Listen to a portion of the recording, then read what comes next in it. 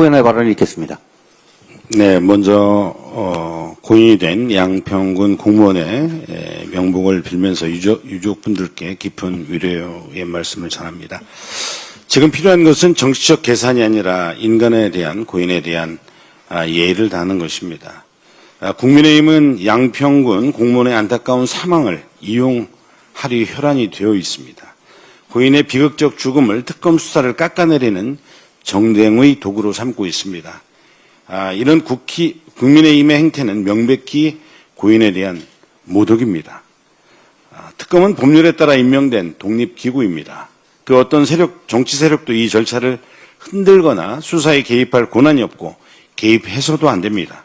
국민의힘은 검찰 수사에 관여했던 버릇대로 고인을 악용해 특검 수사를 흔드는 행태를 즉각 중단하십시오.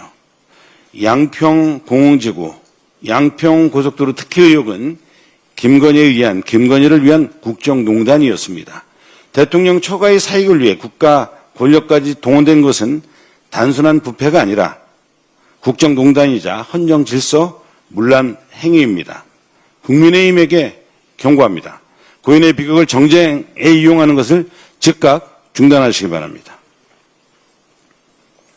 내가 하면 국익, 남이 하면 친중, 국민의힘은 내로남을 정당입니다. 곧 에이펙 정상회의가 개최될 예정입니다. 그런데 이런 중대한 시기에 국민의힘은 자기들 정권에서 추진했던 중국 관광객 무비자 입국 정책으로 내로남불 협중 정치에 불을 지피며 나라를 어지럽히고 있습니다. 분명히 말씀드립니다.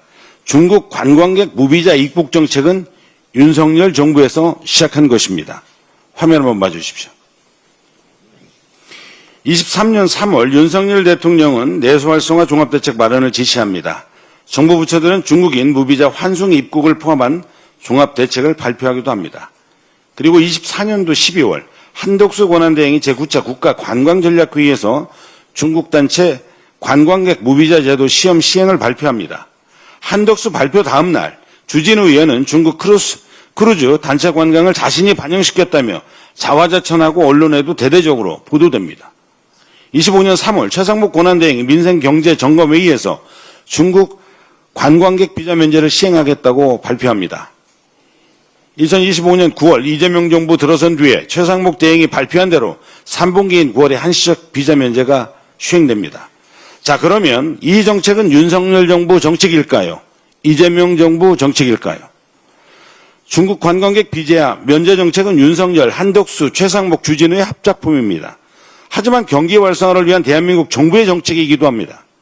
이재명 정부는 윤석열 정부 정책 중에서 그나마 경제에 도움이 된다고 해서 정책 연속성 측면에서 그냥 시행하도록 놓아둔 것입니다. 이재명 정부의 기준은 윤석열도 친중도 아니고 오로지 실용주의를 바탕으로 한 국익과 국민입니다. 나경원 의원을 비롯한 국민의힘은 국민불안 주장, 혐오 주장하는 내가 하면 국익, 남이 하면 친중이라는 내로남불 정치를 즉각 중단하십시오. 국익과 국민을 해치는 국민의힘, 내로남불 혐오 정치는 반드시 심판을 받을 것입니다. 이상입니다.